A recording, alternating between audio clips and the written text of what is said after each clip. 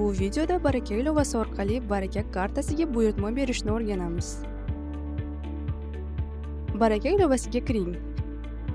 Asosiy sahifadagi ko'k rangli karta uchun to'lov qilish tugmasini bosing. To'lov vositasini tanlang. Masalan, Paynet ilovasi orqali to'lang.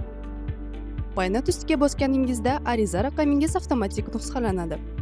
Keyin tizim sizni avtomatik Paynet ilovasiga yo'naltiradi.